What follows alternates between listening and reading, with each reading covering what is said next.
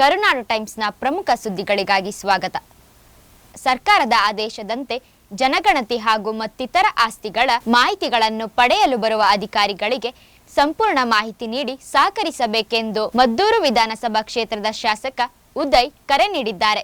ಸರ್ಕಾರದ ಆದೇಶದಂತೆ ನಮ್ಮ ಮದ್ದೂರು ತಾಲೂಕಿನಲ್ಲೂ ಕೂಡ ಜನಗಣತಿಯನ್ನು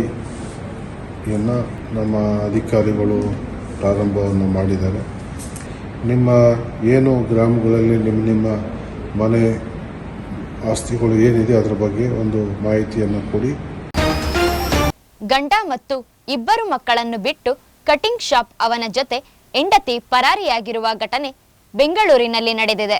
ಆಕೆಗಾಗಿ ಮನೆಯನ್ನು ಸಹ ಶಿಫ್ಟ್ ಮಾಡಿ ಎಲ್ಲ ತಪ್ಪುಗಳನ್ನು ಕ್ಷಮಿಸಿದರು. ನನಗೆ ಮತ್ತು ನನ್ನ ಮಕ್ಕಳಿಗೆ ಅನ್ಯಾಯ ಮಾಡಿದ್ದಾರೆ ಎಂದು ಪತಿ ಅಳಲು ತೋಡಿಕೊಂಡಿದ್ದಾನೆ. ನಮ್ಮ ವೈಫಿಗೆ ನಮ್ಮ ಮನೆ ಪಕ್ಕದಲ್ಲಿ ಒಬ್ಬರು ಕಟಿಂಗ್ ಶಾಪರ್ ಇದ್ದರು, ಪ್ರಭು ಅಂತ. ಅವ್ರ ಮೇಲೆ ಅಫೇರ್ ಇತ್ತು. ಅಂದರೆ ಅವ್ರ ಮೊಬೈಲ್ಗೆ ರೀಚಾರ್ಜ್ ಆಗುತ್ತೆ, ಫೆಬ್ರವರಿನಲ್ಲಿ ಒಂದು ಸಲ ರೀಚಾರ್ಜ್ ಆಗುತ್ತೆ. ರೀಚಾರ್ಜ್ ಯಾರು ಮಾಡಿಸಿದ್ರು ಅಂತ ಕೇಳಿದಾಗ ನಾನೇ ಮಾಡಿಸ್ಕೊಂಡೆ ಅಂತ ಹೇಳ್ತಾಳೆ. ಊರಿಗೆ ಕರ್ಕೊಂಡೋಗಿ 1 ತಿಂಗಳು ಊರಲ್ಲಿ ಇಟ್ಕೊಂಡಿರ್ತೀವಿ. 1 ತಿಂಗಳು ಊರಲ್ಲಿ ಇಟ್ಕೊಂಡಿರ್ಬೇಕಾದ್ರೆ ಅವಳು ಹೇಳ್ತಾಳೆ, ನಾನು ಇವಾಗ ಹುಡುಗಂಗೆ ಮರ್ತು ಬಿಟ್ಟಿದ್ದೀನಿ, ನಾನು ಇವಾಗ ಇದೇನು ಮಾಡಲ್ಲ, ಹಂಗೆ ಹಿಂಗೆ ಅಂತ ಎಲ್ಲ ನಂಬಿಸ್ತಾಳೆ. ನಂಬಿಸ್ಬೇಕಾದ್ರೆ ನಾನೇನು ಮಾಡ್ತೀನಿ, ನಮ್ಮ ಮನೆ ಮುಂಚೆ ಹೊಸಕೆರಳಿಯಲ್ಲಿ ಇರುತ್ತೆ. ಹೊಸಕೆರಳಿ ನಮ್ಮ ಮನೇನ ಬಗಲ್ಗುಂಟೆಗೆ ಶಿಫ್ಟ್ ಮಾಡ್ತೀನಿ. ಬಗಲ್ಗುಂಟೆಗೆ ಶಿಫ್ಟ್ ಮಾಡಿ ಅಲ್ಲೇ ಬಗಲ್ಗುಂಟೆ ಅಂದರೆ ನಾನು ನಮ್ಮ ಬ್ರದರ್ ಎಲ್ಲ ಜೊತೆಗಿರ್ತಾರೆ. ಆ ಹುಡುಗ ಬರಲ್ಲ ಅನ್ನೋ ಇದಕ್ಕೆ ಮಾಡ್ತೀವಿ.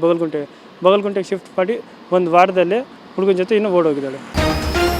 ವಿರುಪಸಂದ್ರ ಅನಿಯೂರು ಗ್ರಾಮಗಳ ನಡುವೆ ಒಣಗಿದ ಮರಗಳಿದ್ದು ಬಲಿಗಾಗಿ ಕಾಯುತ್ತಿವೆ. ಈ ಮರಗಳನ್ನು ಅರಣ್ಯ ಇಲಾಖೆ ಗಮನಿಸಿ ತೆರವುಗೊಳಿಸಬೇಕೆಂದು ಸ್ಥಳೀಯರು ಮತ್ತು ಪ್ರಯಾಣಿಕರು ಒತ್ತಾಯಿಸಿದ್ದಾರೆ. ರಸ್ತೆ ಬದಿಯ ಮರಗಳು ಒಣಗಿ ನಿಂತಿವೆ. ಇವುಗಳು ಯಾವಾಗ ಬೇಕಾದರೂ ಬೀಳಬಹುದು. ಬಿದ್ದರೆ ಬೀಳಲಿ ಎಂದೆನಿಸಿದರೂ ಸಹ ಪ್ರಯಾಣಿಕರ ವಾಹನಗಳ ಮೇಲೆ ಬಿದ್ದರೆ, ಜನ ಜಾನುವಾರುಗಳ ಮೇಲೆ ಬಿದ್ದರೆ ಅದರಿಂದಾಗುವ ನಷ್ಟ ಭರಿಸುವವರಾರು? ಸಂಬಂಧಿಸಿದ ಇಲಾಖೆ ಹೊಣೆಯಾಗುವುದೇ? ಮಹಿಳಾ ಮೀಸಲಾತಿಗೆ ನಾವು ವಿರೋಧಿಗಳಲ್ಲ, ಇದು ಬಿಜೆಪಿಯ ಷಡ್ಯಂತರ ಎಂದು ಬೆಂಗಳೂರು ದಕ್ಷಿಣ ಜಿಲ್ಲೆಯ ಮಹಿಳಾ ಅಧ್ಯಕ್ಷೆ ಕೋಕಿಲರಾಣಿ ಹಾಗೂ ಶಿವಣ್ಣ ಹಾಗೂ ಮತ್ತಿತರ ಮುಖಂಡರು ಪತ್ರಿಕಾಗೋಷ್ಠಿ ನಡೆಸಿ ಸ್ಪಷ್ಟನೆ ನೀಡಿದ್ದಾರೆ. ನಾವು ಮಹಿಳೆ ಮೀಸಲಾತಿಗೆ ವಿರೋಧಿಗಳಲ್ಲ, ನಾವು ಕಾಂಗ್ರೆಸ್ ಸರ್ಕಾರ ನಾವು ವಿರೋಧಿಗಳಲ್ಲ. ಆದ್ರೆ ಬಿಜೆಪಿಯವರು ಗಿಮಿಕ್ಗೋಸ್ಕರ ಈ ಮಹಿಳಾ ವಿರೋಧಿನ ಮಾಡ್ಕೊಬಂದು ಇದನ್ನ ತಾವು ತಿಂದು ಕಾಂಗ್ರೆಸ್ ಸರ್ಕಾರಕ್ಕೆ ಮೊಸರು ಅನ್ನನ ತಾವು ತಿಂದು ಕೋತಿ ಬೇರೆಯವ್ರಿಗೆ ಒರೆಸ್ತು ಅನ್ನೋ ರೀತಿಲಿ ಬಿಜೆಪಿ ಸರ್ಕಾರದವ್ರು ಮಾಡ್ತಾವ್ರೆ. ಏನ್ ಉದ್ದೇಶ ಇದು? ಕ್ಷೇತ್ರ ವಿಂಗಡಣೆ ಅಂತ ಹೇಳಿ ಪ್ರಚಾರ ಮಾಡ್ತೀವಿ ಅಂತ ಹೇಳಿ. ಅದಕ್ಕೆ ನಮ್ಮ ರಾಹುಲ್ ಗಾಂಧಿ ಅವರು, ಪ್ರಿಯಾಂಕಾ ಗಾಂಧಿ ಅವರು, ಖರ್ಗೆ ಸಾಹೇಬ್ರು ಏನ್ ಹೇಳ್ತಾರೆ ಅಂತಂದ್ರೆ, ನೀವು ಬಿಲ್ ಪಾಸ್ ಮಾಡಿ, ನಮ್ಗೆ ವಿರೋಧ ಇಲ್ಲ, ಫಸ್ಟ್ ಮೀಸಲಾತಿಯನ್ನ, ಮಹಿಳೆಯರಿಗೆ ಕೊಟ್ಟಂತ ಮೀಸಲಾತಿಯನ್ನ ಜಾರಿಗೆ ತನ್ನಿ. ನಾವು ಸಂಭ್ರಮಾಚರಣೆ ಮಾಡಬೇಕೆಂದು ಇದ್ದವರು, ಆದರೆ ಕಾಂಗ್ರೆಸ್, ಆಮ್ ಆದ್ಮಿ, ಟಿಎಂಸಿ, ಡಿಎಂಕೆ ಮತ್ತು ಸಮಾಜವಾದಿ ಪಕ್ಷಗಳು ನಾರಿ ಶಕ್ತಿ ವಂದನಾ ಅಧಿನಿಯಮಕ್ಕೆ ಮತ ಹಾಕದೆ ಅಧಿನಿಯಮವನ್ನು ತಿರಸ್ಕರಿಸಿದ್ದಾರೆ. ಇದು ನಾರಿಯರಿಗೆ ಮಾಡಿರುವ ಮೋಸ ಎಂದು ಅಶ್ವಿನಿ ಶಂಕರ್ ಹೇಳಿದರು. ನಾವು ಆಕ್ಚುಲಿ ಸಂಭ್ರಮಾಚರಣೆಯ ಪತ್ರಿಕಾಗೋಷ್ಠಿ ಮಾಡಬೇಕು ಅಂತ ನಾವಿದ್ದದ್ದು. ಆದ್ರೆ ಇವತ್ತು ಇಂಡಿ ಒಕ್ಕೂಟ, ಕಾಂಗ್ರೆಸ್ ನೇತೃತ್ವದ ಇಂಡಿ ಒಕ್ಕೂಟದ ಮಹಿಳಾ ವಿರೋಧಿ ಮಾನಸಿಕತೆಯ ಒಂದು ಫಲಿತಾಂಶದಿಂದ ನಮಗೆ ವೋಟಿಂಗ್ ಸಿಗದೆ ಮತಕ್ಕೆ ಹಾಕಿದಾಗ ಈ ಯಾವುದೋ ಪಕ್ಷಗಳು, ಕಾಂಗ್ರೆಸ್, ಆಮ್ ಆದ್ಮಿ ಪಕ್ಷ, ಟಿಎಂಸಿ ಪಕ್ಷ, ಡಿಎಂಕೆ ಪಕ್ಷ, ಸಮಾಜವಾದಿ ಪಕ್ಷ, ಇಷ್ಟೂ ಪಕ್ಷಗಳು ಸಂಸತ್ತಿನಲ್ಲಿ ನಾರಿ ಶಕ್ತಿ ವಂದನ್ ಅಧಿನಿಯಮಕ್ಕೆ ಮತವನ್ನು ಹಾಕದ ಹಾಗೆ ಮಾಡಿ ಈ ಒಂದು ಅಧಿನಿಯಮವನ್ನ ತಿರಸ್ಕಾರ ಮಾಡಿದ್ದಾರೆ. ಇತ್ತೀಚೆಗೆ ನಡೆದ ಕಬಡ್ಡಿ ಪಂದ್ಯಾವಳಿಯೊಂದರಲ್ಲಿ ಕುತೂಹಲಕ್ಕಾಗಿ 500 ರೂಪಾಯಿ ಬೆಟ್ ಕಟ್ಟುತ್ತೇನೆ ಎಂದು ರಾಜ್ಯದ ಗೃಹ ಸಚಿವರಾದ ಡಾಕ್ಟರ್ ಜಿ ಪರಮೇಶ್ವರ್ ರವರು ಕಾನೂನು ಉಲ್ಲಂಘನೆ ಮಾಡಿದ್ದಾರೆ ಎಂದು ಆರೋಪಿಸಿ HR ನಾಗಭೂಷಣ್ ರವರು ಖಾಸಗಿ ದೂರು ದಾಖಲಿಸಿದ್ದಾರೆ. ಆರೋಪವನ್ನು ಗಂಭೀರವಾಗಿ ಪರಿಗಣಿಸಿದ ನ್ಯಾಯಾಧೀಶರು ತನಿಖೆ ನಡೆಸುವಂತೆ ಆದೇಶಿಸಿದ್ದಾರೆ.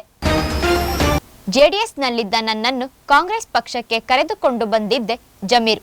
ಇಲ್ಲಿ ಸರಿ ಹೋಗಲ್ಲ, ಅಲ್ಲಿಗೆ ಹೋಗೋಣ ಎಂದು ಹೇಳಿದವನು ಅವನೇ. ಈಗ ಜೆಡಿಎಸ್ಗೆ ಹೋಗುವುದರ ಬಗ್ಗೆ ನನಗೆ ಗೊತ್ತಿಲ್ಲ.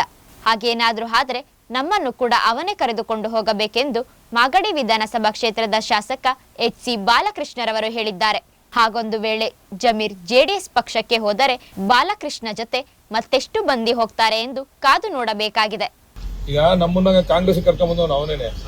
ನಾವು ದಳದಲ್ಲಿದ್ದಾಗ ಬೇಡಪ್ಪ ನಾವು ಕಾಂಗ್ರೆಸ್ಗೆ ಹೋಗೋಣ ಇಲ್ಲಿ ಯಾಕೋ ಸರಿ ಇಲ್ಲ ಅಂತ ಕರ್ಕೊಂಡ್ಬಂದು ನಾವೇನು ಈಗ ವಾಪಸ್ ಹೋಗ್ಬೇಕಾದ್ರೆ ನಮ್ಮನ್ನು ಕರ್ಕೊಂಡು ಹೋಗ್ಬೇಕು ಅವನು ಒಬ್ಬನೇ ಹೋಗ್ಬಿಡ್ತಾನ.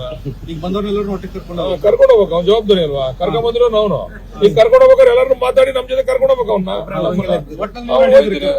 ಅವ್ನು ಕರೆದ್ರೆ ಮಾತಾಡ್ತೀವಿ. ಆಮೇಲೆ ಸಾಧಕ ಬಾಧಕ ತೀರ್ಮಾನ ಆಗ್ಬೇಕಲ್ಲ. ಅಲ್ಲೇನಾರ ನನ್ನನ್ನ ಉಪಮುಖ್ಯಮಂತ್ರಿ ಮಾಡ್ತಾರ JDS ನಲ್ಲಿ, ಏನೋ ತೀರ್ಮಾನ ಆಗ್ಬೇಕಲ್ಲ. ಅದೆಲ್ಲ ಸುಮ್ನೆ ಇಲ್ಲಿಂದ ಕಾಲಿ ಕೈಯಲ್ಲಿ ಹೋಗೋದು ಕಾಲಿ ಕೈಯಲ್ಲಿ ಬರೋದು ಏನ್ ಪ್ರಯೋಜನ? ಮಂಡ್ಯದಲ್ಲಿ ಮತ್ತೆ ಭ್ರೂಣ ಪತ್ತೆ ಹಾಗೂ ಹತ್ಯೆ ನಡೆಯುತ್ತಿದೆ ಎಂದು ಕನ್ನಡ ಪರ ಹೋರಾಟಗಾರ ನಾಗಣ್ಣ ಮತ್ತು ಸಂಗಡಿಗರು ಆರೋಪಿಸಿದ್ದಾರೆ. ಕುಟುಂಬ ಕಲ್ಯಾಣ ಇಲಾಖೆ, ಜಿಲ್ಲಾಸ್ಪತ್ರೆ, ಜಿಲ್ಲಾಧಿಕಾರಿಗಳ ವಿರುದ್ಧವೂ ಸಾಲು ಸಾಲು ಆರೋಪ ಮಾಡಿದ್ದಾರೆ.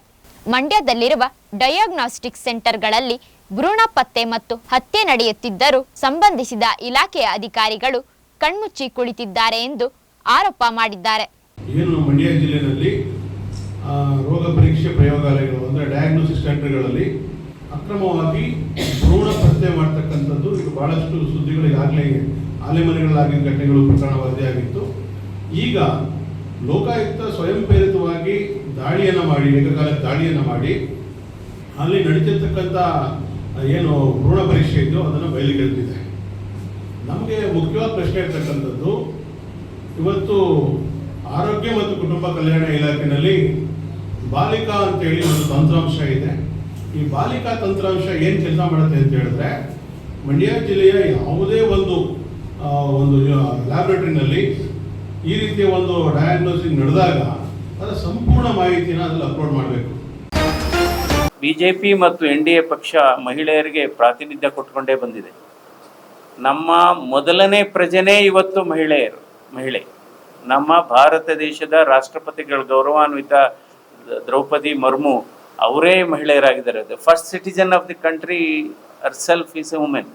ನಂತರ ಸುಮಾರು 5 ಚೀಫ್ ಮಿನಿಸ್ಟರ್ಗಳನ್ನ ಕೊಟ್ಟಿದೆ ಇದು ಬಿಜೆಪಿ. ಇನ್ನು ಹೆಚ್ಚಿನ ಸುದ್ದಿಗಳಿಗಾಗಿ ಕರುನಾಡು ಟೈಮ್ಸ್ ಮತ್ತು ಕರುನಾಡು ಟಿವಿ ಡಿಜಿಟಲ್ ಮೀಡಿಯಾವನ್ನು ವೀಕ್ಷಿಸಿ.